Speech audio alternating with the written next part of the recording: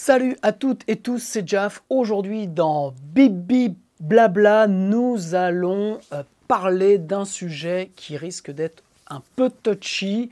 Voilà, c'est arrêter de vendre votre musique.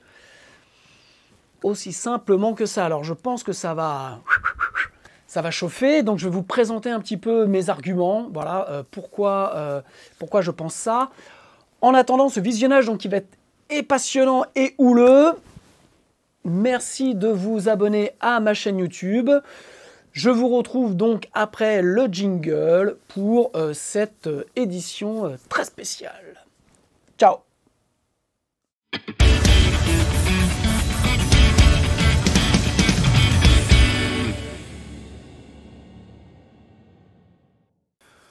Ok, donc derrière ce sujet se cache vraiment pour moi une réalité. Alors là, vraiment, je vais vous donner juste mon point de vue. Donc ça fait un petit moment que je travaille là-dessus.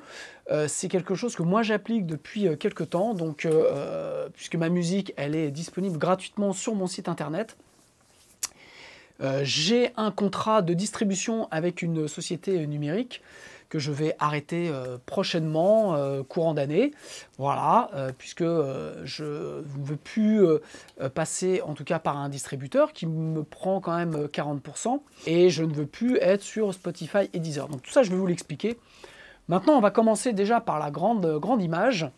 Pourquoi voilà, je conseille aujourd'hui, en tout cas aux artistes, d'arrêter de vendre leur musique. Si on prend rien que les chiffres, donc on va commencer par partir des chiffres. Alors c'est toujours un petit peu difficile parce que j'ai fait des recherches, je ne tombe pas toujours sur les mêmes chiffres, mais on va rester dans les grands rapports entre les chiffres. Voilà. Donc le premier, je regarde mes notes parce que forcément je ne connais pas tout par cœur. Donc le marché des ventes, le volume des ventes mondiales de la musique en 2011, c'était grosso modo 331 millions de dollars. Voilà, dans le monde, il y avait en vente donc de produits de CD et de téléchargement, ça représentait grosso modo 331 millions de dollars.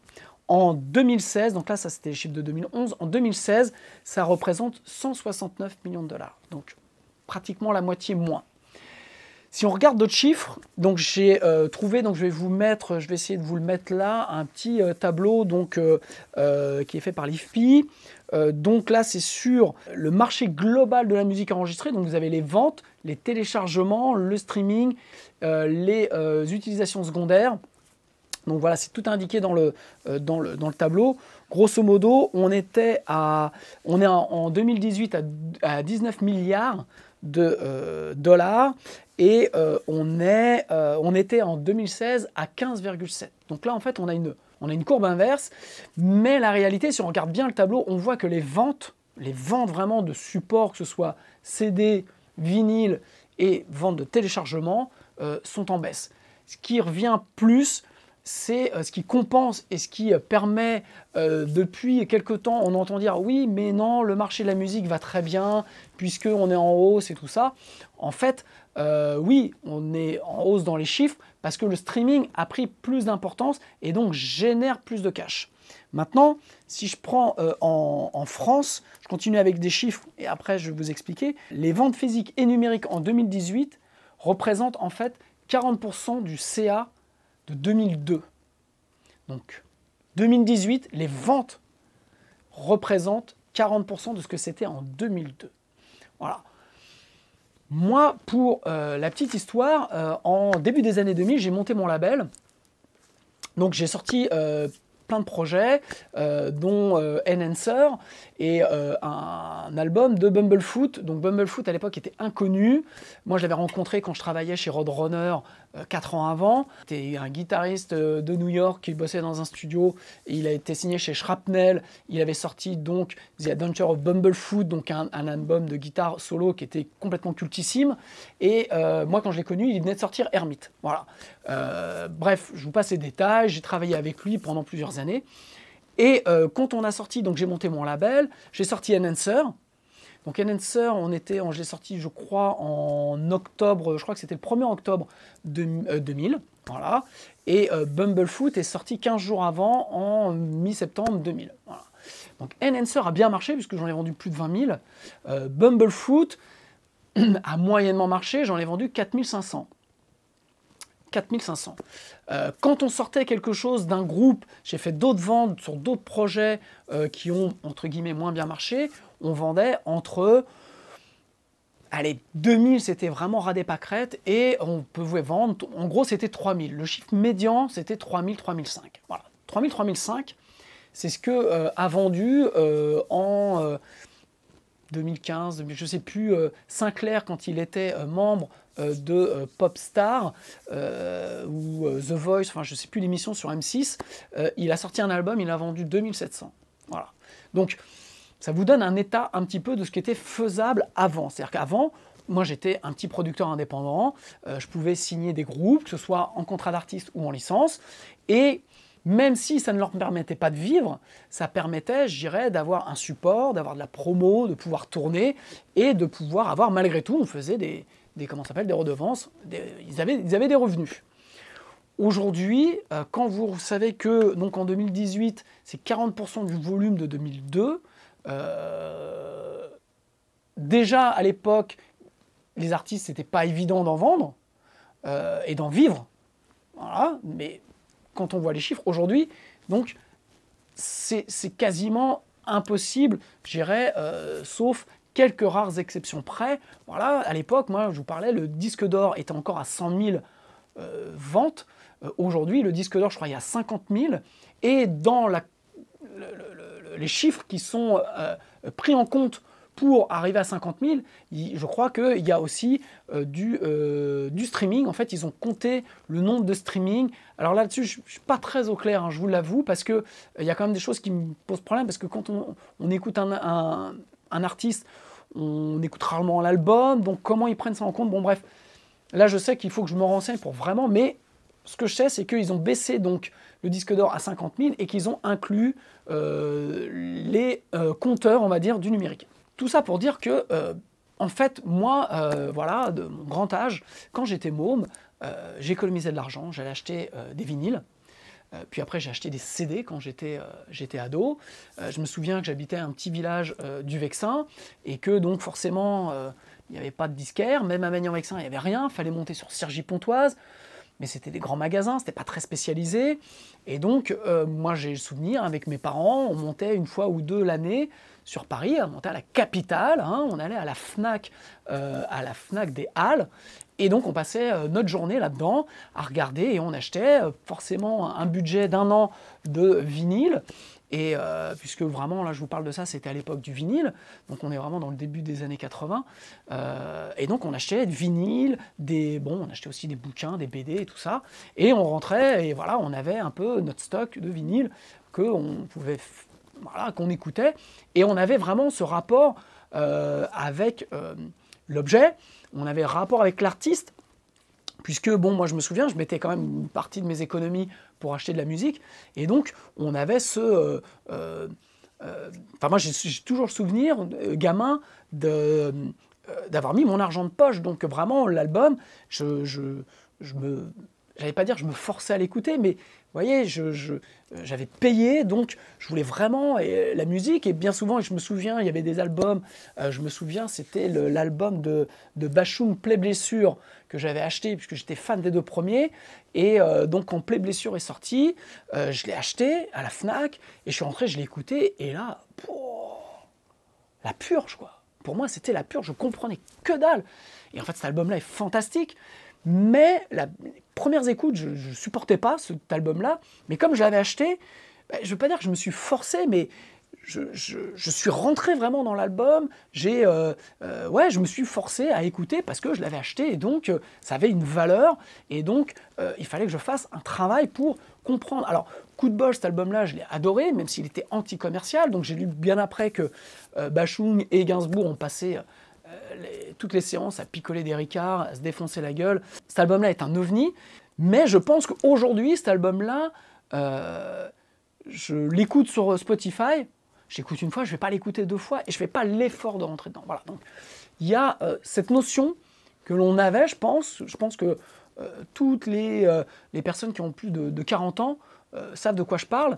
On avait nos économies, on allait acheter chez le disquaire, à la Fnac, voilà, il y avait ce rapport, on demandait aux vendeurs ouais, moi j'ai bien aimé tel album, Harry, hop, vous pouvez conseiller. Enfin, il se passait des choses. Voilà, il y avait.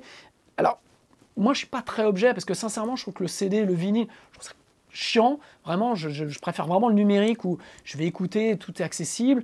Déjà, ça pollue pas. C'est sur un, comment ça s'appelle, c'est sur un disque. Enfin, je trouve que là-dessus, c'est un progrès énorme. De toute façon, les pochettes, même en CD. Bon, aujourd'hui, je vois de moins en moins, mais à l'époque, déjà, je voyais que dalle. Donc, pour lire, c'était... Vous voyez rien, les textes, c'était impossible. Donc, bon, ouais, ok, les vinyles, c'était sympa, mais bon, on ne pouvait pas le transporter. Moi, je me souviens de vinyles que j'ai malheureusement laissé derrière une fenêtre, en plein soleil. Bah, j'ai retrouvé mon vinyle qui était gondolé. Enfin bon, voilà, bref. Donc, on avait vraiment un rapport... je dirais pas charnel à l'objet, parce que moi, j'ai jamais été vraiment fan de l'objet, mais il y avait ce processus d'achat, et donc il y avait cette intention vraiment de rentrer dans la musique et rentrer dans l'univers de l'artiste. Ok, donc moi, quand je me suis professionnalisé dans la musique, donc c'était milieu des années 90, où j'ai commencé à faire mes stages donc, chez Roadrunner, après j'ai bossé chez EMI. On était en plein boom de la musique. Voilà, moi j'ai connu la fin vraiment des années d'or. Vraiment, les années d'or, c'était les années 80 et on va dire les années 90, début des années 90, puisqu'il y avait Nirvana. On était vraiment en plein lancement du CD depuis, si je ne dis pas de conneries, de 1984. Parce que je crois que Brother in Arms et Born in the USA de Springsteen, donc les deux premiers albums qui ont popularisé le CD. Je crois que c'est aux alentours de 84-85. Et 90, 91, Nirvana, les ventes d'albums explosent.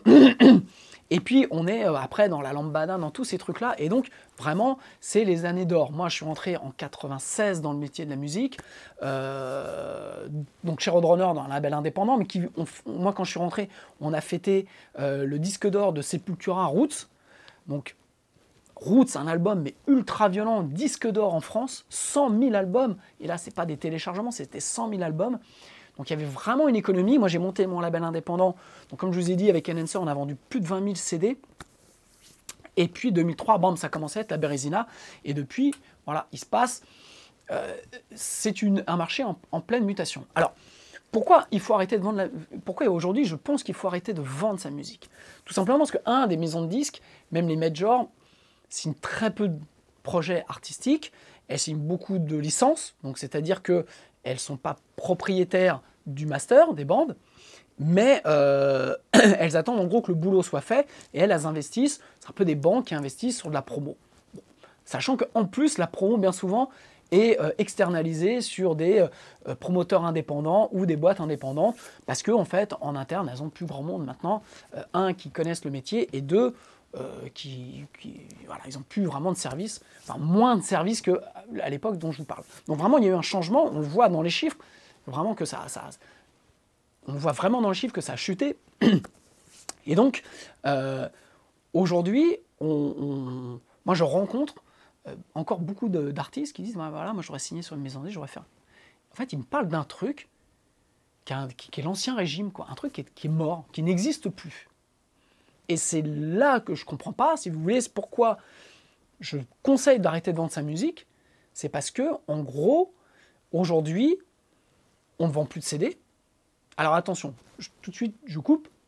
Les groupes qui tournent, vendre du CD au concert, c'est pas ce que j'appelle vraiment vendre de la musique. C'est comme vous vendez du t-shirt, enfin, c'est du merchandising. C'est-à-dire que vous êtes producteur, consommateur, et en gros, c'est pas vendre la musique telle qu'on connaissait avec un réseau, un distributeur, des Fnac, une maison de disques et tout le tralala, quoi. Donc, aujourd'hui, ce qui se passe, c'est que vous avez très difficile de signer sur une maison de disques. Des labels indépendants comme moi j'ai pu faire, il y en a de moins en moins.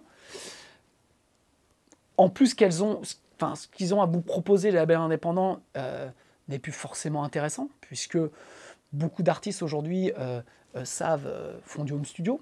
Beaucoup d'artistes travaillent avec des studios comme les miens, qui sont plus petits, sur vraiment des prestations très particulières, juste pour du mix, ou juste pour enregistrer des voix, ou juste pour des guitares, ou des batteries, ou des choses comme ça. Donc chacun se démerde un peu à avancer. Les ventes, d'avoir une distribution, vous allez être dans quel magasin? dans quel disquaire, chez quel disquaire, dans quel Fnac. Regardez, vous allez dans une Fnac, vous regardez le rayon disque, vous comparez au rayon jeux vidéo ou au rayon vente de téléphone portable et vous allez tout de suite comprendre. Donc aujourd'hui, vendre sa musique, c'est quoi? C'est passer comme moi par un distributeur en numérique qui donc va me mettre sur des plateformes iTunes et machin. À la limite aujourd'hui, j'ai plus besoin de lui. Moi j'ai signé le contrat en 2008 parce que j'avais pas accès, parce qu'on n'avait pas accès à iTunes, donc il fallait passer par un intermédiaire. Aujourd'hui, vous pouvez avoir accès directement, même à Spotify, même à Deezer. Et puis, en fait, on se rend compte qu'aujourd'hui, le volume des ventes, enfin, le volume du business, donc ce que je vous ai dit, les chiffres de 2018 qui sont de 19 milliards par rapport à 2016 qui était de 15 milliards, c'est le streaming. Et c'est le streaming. Et le streaming, en gros, bah, le problème, c'est qu'aujourd'hui, ça ne revient pas dans la poche des musiciens. Voilà. Donc, les taux sont super bas. Et aujourd'hui, vraiment, il y a des artistes renommés, type Paul McCartney, qui parlent de ce qu'on appelle donc le value gap, qui est de dire, bah voilà, entre l'argent que ça génère et l'argent qui est reversé aux ayants droit, aux musiciens, eh ben, il y a un gouffre. Voilà. C'est-à-dire que le blé, il est parti. Ok, donc je pense qu'on a un double problème. Il y a un problème philosophique, on va dire, qui est de dire, bah voilà, moi je suis musicien, je crée du contenu, je le mets sur Spotify, eux, ils font de la capitalisation boursière, ils vendent des abonnements, et au final, je touche que dalle, parce qu'en droit d'auteur, vous touchez que dalle déjà sur le streaming. Donc c'est l'objet de mon tuto précédent sur l'article 13 et 11, là qui ont été votés auprès de la communauté européenne, mais on ne sait pas vraiment ce que ça va donner au final. Donc en gros, moi je sais que je suis sur les plateformes depuis 2008, ça fait plus de 10 ans, j'ai jamais touché de la part de la SACEM, mes titres sont enregistrés à la SACEM, de l'argent pour les écoutes qu'il y a eu sur mes titres sur ces plateformes. Voilà. Donc voilà, rien, que dalle. Je n'ai même pas touché de droit d'auteur sur les ventes. Voilà. J'ai vendu des albums sur iTunes et tout ça. Il n'y a pas eu de droit d'auteur généré. Voilà, j'ai jamais rien touché. Donc, ce que Paul McCartney et plein d'autres disent, voilà, c'est le value gap. Il y a un problème entre le fric qui est généré, le business qui est fait, et les artistes, qu'est-ce qu'ils touchent. Donc, que ce soit les producteurs, que ce soit les auteurs, compositeurs, interprètes, voilà, il y a des règles qui ne sont pas faires, qui ne sont pas justes. Donc ça, c'est le premier problème, je dirais, qui est un peu philosophique. C'est-à-dire que soit vous choisissez d'être sur ces plateformes-là et de savoir qu'en gros, vous n'allez rien toucher et que vous allez permettre à des boîtes de faire du cash, parce que c'est le cas aujourd'hui, ou vous refusez. Il y a des groupes, style les Black Keys, qui refusent d'être là-dessus, et il y a plein d'autres artistes qui refusent aujourd'hui, et je pense qu'il va y en avoir de plus en plus. D'autant plus que aujourd'hui, il se passe depuis, ça a été annoncé la semaine dernière ou il y a 15 jours, que Amazon, voilà, lançait, alors avait déjà un service de musique, mais là, il lançait Amazon Music, ou je ne sais plus comment ça s'appelle, enfin, c'est vraiment un nouveau service, où ils parlent entre 50 et 65 millions de titres, donc c'est plus, je crois, que Spotify. Et en fait, ce service va être entièrement gratuit. Donc déjà, la musique, elle était pas chère, mais là, aujourd'hui, quand vous avez le géant de la vente, toutes catégories confondues dans le monde, qui décide de faire une plateforme de streaming avec tout et tout gratos, puisque ça va être financé par la pub, hein. Ils vont se faire du blé. Certaines maisons disques qui ont du gros catalogue vont se faire du blé, mais vous allez rien faire, quoi. Donc, en gros, là, aujourd'hui, les règles qu'on connaît vont être encore, vous voyez, pire. Enfin, encore pire. Et donc, il va se passer que la musique aura encore moins de valeur. Voilà, donc, en gros, c'est soit on continue à travailler les musiciens, donc je dis on, c'est les musiciens, les producteurs, par tradition, c'est-à-dire que sur un système qui a existé, en fait, pendant... on va dire des années 50 à des années 2000, allez, 2010 grand max, donc pendant 50 ans, voilà, donc ce qui est au final assez court dans l'histoire de la musique. Donc est-ce qu'on continue à travailler comme ça, puisqu'en fait aujourd'hui c'est pris en place par des multinationales qui essayent, qui ont fait beaucoup de cash pendant ces années-là et qui essayent aujourd'hui de conserver, gérer un minimum de cash. Donc, nous, indépendants, est-ce qu'on travaille par tradition? Donc, on continue à dire, ouais, il faut signer sur une maison de disque, ouais, il faut faire ci, il faut faire ça, mais alors qu'il n'y a pas de blé au bout, voilà, il ne se passe plus rien. Ou alors, on fait, comme ça se fait de plus en plus aux États-Unis, c'est-à-dire qu'on change, on travaille par règle. On travaille par règle, on travaille par projet, et on va chercher des nouvelles sources de financement de la musique. Alors, déjà, ce qu'on se rend compte, si on prend le modèle des youtubeurs, c'est que ces gens-là gagnent de l'argent en créant du contenu. Et je pense que c'est ça qui est super important, c'est-à-dire que un musicien est un créateur de contenu. Et je pense que c'est là où on doit changer les mentalités, et en tout cas, en tant que musicien, vraiment s'adapter à cette nouvelle ère, c'est de dire, voilà, aujourd'hui, je suis un musicien, je fais de la guitare, je fais de la batterie, je fais du machin, mais je me dois d'être un créateur de contenu. Et quand on est un créateur de contenu, on fait de la musique qu'on peut vendre en CD sur les concerts, qu'on peut vendre, si on veut, sur des plateformes de téléchargement, qu'on peut vendre aujourd'hui en direct sur son site internet, que l'on peut proposer sur sa chaîne YouTube, que l'on peut proposer pour des images, pour des films, enfin voilà. Et donc, il y a aujourd'hui beaucoup de choses à faire parce que je suis intimement convaincu que ces boîtes-là qui font du blé sur un contenu qu'elles ne maîtrisent pas, qui ne leur appartiennent pas. Et c'est comme tout aujourd'hui, dans le changement qu'on a un petit peu des mentalités, c'est comme dans la consommation. Si vous décidez aujourd'hui d'arrêter d'acheter des produits qui sont enveloppés dans du plastique, si plus de monde fait ça, et ben, il va se passer que les boîtes vont plus vendre leurs produits dans plein de plastique. Donc vont devoir s'adapter, donc vont devoir changer.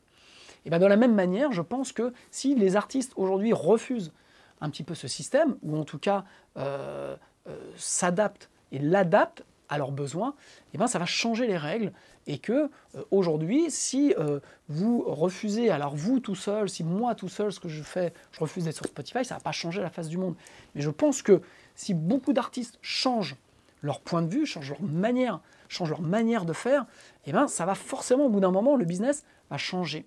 Et surtout qu'on voit aujourd'hui aux États-Unis, je crois, alors je vais aller rechercher, puisque j'ai vu des chiffres, mais c'est pareil, j'ai vu des chiffres qui pouvaient se contredire, mais en tout cas, la tendance est que le business de la musique indépendant est au moins égal, voire supérieur aujourd'hui au business de la musique des majors. Ça veut dire qu'on sait très bien qu'il y a des grands artistes qui font des grands concerts, des grandes tournées, tout ça. Mais il y a plein d'artistes qui vont faire qui produisent leurs albums eux-mêmes, qui vont faire des petits concerts, qui vendent pas mal au final de CD. Il y a beaucoup d'artistes qui peuvent aujourd'hui se créer soit des revenus complémentaires, soit même des revenus uniques grâce à la musique, mais parce que aujourd'hui ils n'attendent pas de signer sur une maison de disques, puisque ça n'existe plus, ils ne croient pas dans le streaming, et donc ils se sortent un peu et donc ils vont chercher un petit peu le business. Et d'aller chercher le business, c'est quoi aujourd'hui? C'est de se créer une audience, de se créer une marque, donc une marque autour de son contenu, de soi, et de capter une audience. Et YouTube nous aura appris ça, avec les youtubeurs qui font beaucoup d'audience, parfois sur du contenu qui n'est pas terrible, mais en tout cas, ils créent malgré tout du contenu. Et ben, je pense que si dans la musique, on fait la même chose, on applique les mêmes raisonnements, on va pouvoir devenir encore plus indépendant, on va pouvoir recréer du business, on va pouvoir refuser de dire « mais non, moi si vous voulez écouter ma musique, c'est sur mon site ».